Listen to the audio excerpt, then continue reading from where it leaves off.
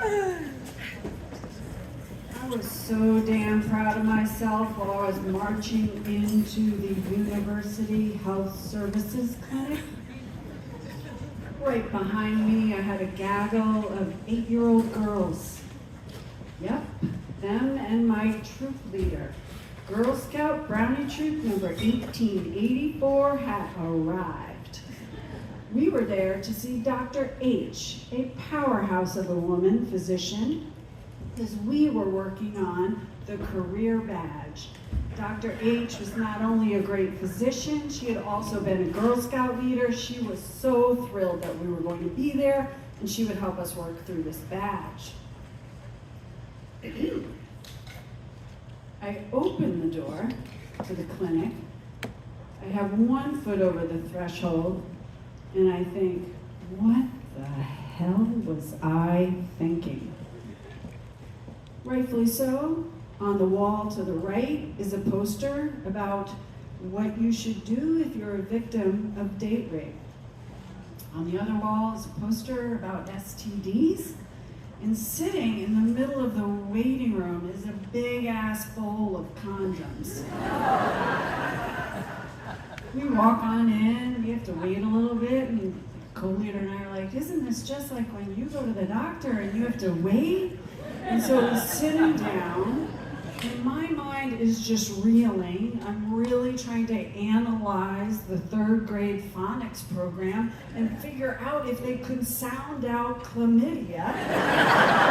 And all of a sudden, the person behind the reception desk jumps up and comes running over to me, and she whispers, "Do you want me to move the condoms?" And I say, "They haven't really noticed yet. Let's just don't draw attention to that." But sure enough, there they are, sitting with like shiny little individually wrapped candies, am I right? Like, it's just there. Phew, Dr. H comes out. She's like, "I'm ready to see you guys." We go back into the exam room. It's wonderful. She talks about being a doctor. Everything was great. I relax a little bit. Then it's time to leave. We got to go back into the waiting room. The kids have to gather their coats. It was utter chaos, lost total control. I'm standing by the front door, and in comes Maddie Morgan with me with a fistful of condoms, and she says, "Miss Cook, what are these?" And I have a philosophical problem here. I do not like to lie. I don't like to lie about science, and certainly don't like to lie about reproductive stuff. But it's also not my place to tell someone else's 8-year-old what a condom is. So I say, "Maddie, those aren't for us. Put them away." And Maddie says, "But what are they?" And I instantly love this girl because that's a lame-ass answer to a question. So again, I'm reeling, and I say, again, so proud of myself, because everything was going great, but I say, "Maddie, older people use those to stay healthy." I was proud of that too. I said, "They're not for us, they're for the people that come to the clinic, so put them back." She's like, "Okay," goes away. Get into the cars. I'm driving Maddie home.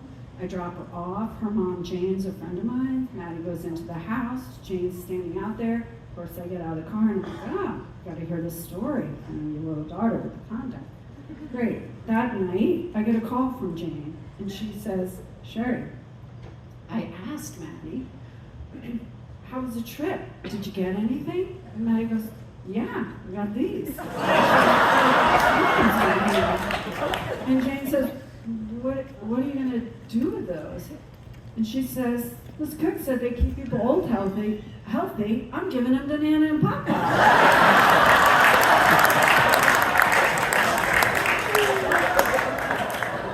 I'm telling you, there's a part of me that really wish that happened around the family dinner too.